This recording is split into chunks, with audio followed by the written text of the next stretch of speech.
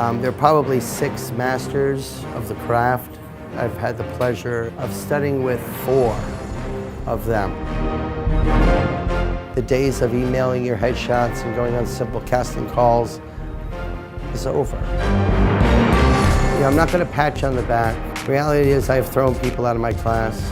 You have to do this and you have to love this more than anything. This is the only time I'll allow you to take this out. Let's start with you. Stand up. I guess without much ado, because there is a lot, we have some contestants here. Should we go right into that, Roy, and bring them on up? Yes.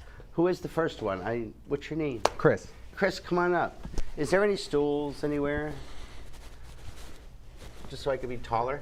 I will tell you this, as an actor, when I walk into a room, it's always the 6'2" guy that I go up against. So I hate you. Oh, okay.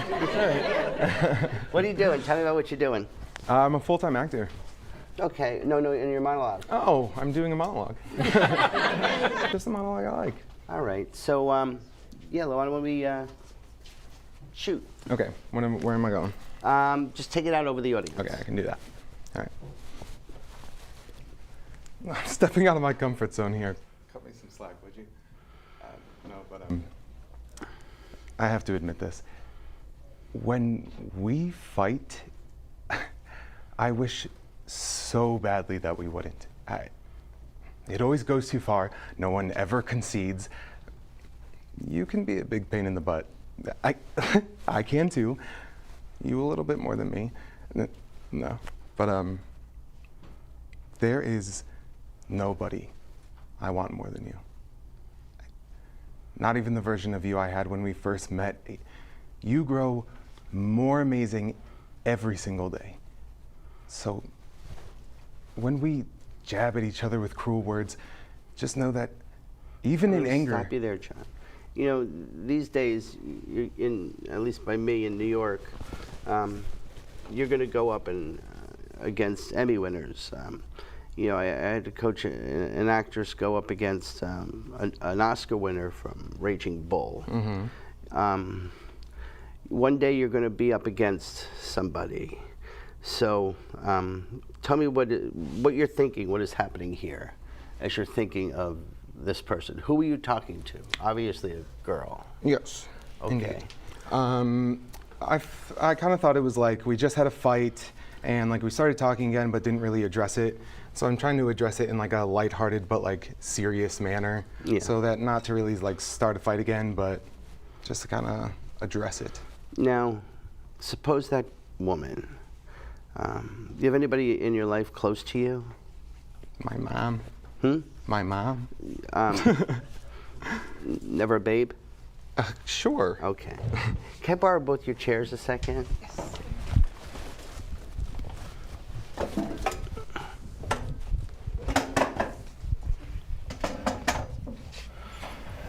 Let's have you kneel down a second. Okay. No. On the floor. Mm-hmm, mm-hmm. What religion are you? None. None, but in your religion, none. Is the casket open or closed? Closed. Oh, okay.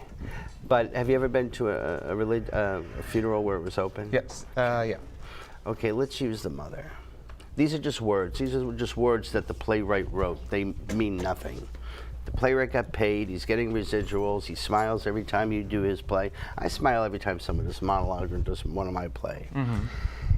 That person, look over there. Do you remember the person last funeral you went to?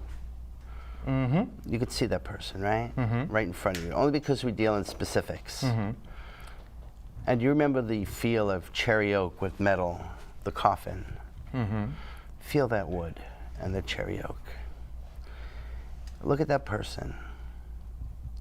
Now substitute it with the closest person you know, your mother. Connect with her eyes. Her hands, cold, frozen. They're just about to close that coffin. It's the last time you're ever going to see her, ever again. When you walk into the audition room, you know, who here is in business? Anybody here in business? You all are. You're artists, actors,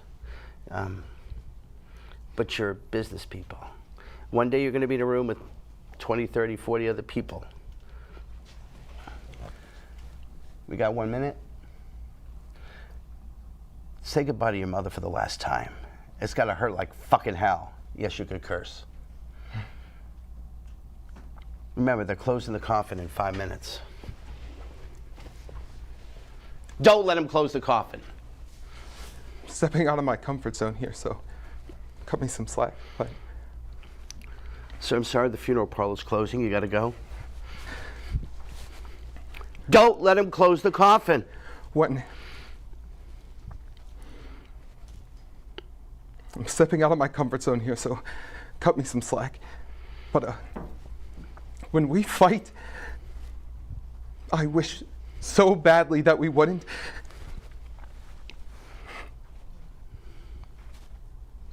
It always goes too far. No one ever concedes. All right, cut. Now, one day you may be up against Brad Pitt for a movie, or the now dead Lou Diamond Phillips. Hit your mark. It's another whole level. People are groomed for that level. You're doing great. You really are. I hit a grand slam. Cut. Good point. That's good. Good point. You're right. Huh? You're right. Yeah. Okay. I've had people walk out. Oh, no. You know what? Sometimes, like it says, how do you walk on stage crushed if you've never been crushed? When they yell action, you got to be where you have to be. I'm not just an acting coach. I'm also an on-set coach. If you look at my limited IMDb credits, you see a lot of coach, Apartment 666, Carrie Diaries. I do a lot of on-set coaching. I got to get the actors. And then red, and then a deep blue. It's a gun to your and head. When you're out there doing your monologue for him, you get real-time adjustments.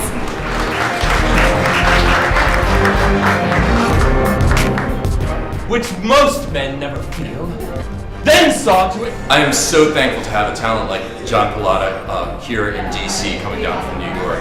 That you have for acting and apply it to this. He's also one of the most practical instructors I've ever met in terms of getting that dichotomy of working the business and the craft of acting together. To a deeper place without yelling. In the practice of the art. Yeah. You guys in real life have personalities, right? Bring that personality to that.